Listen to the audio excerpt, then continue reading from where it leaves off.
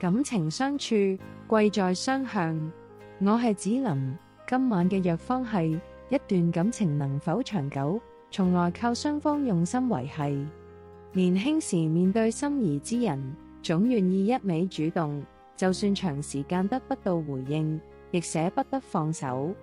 經歷之後先明白，只靠一個人不停付出嘅感情，早晚會耗盡熱忱。唔好執着去感動一個不願意靠近自己嘅人，心不在你身上，再努力都是徒然。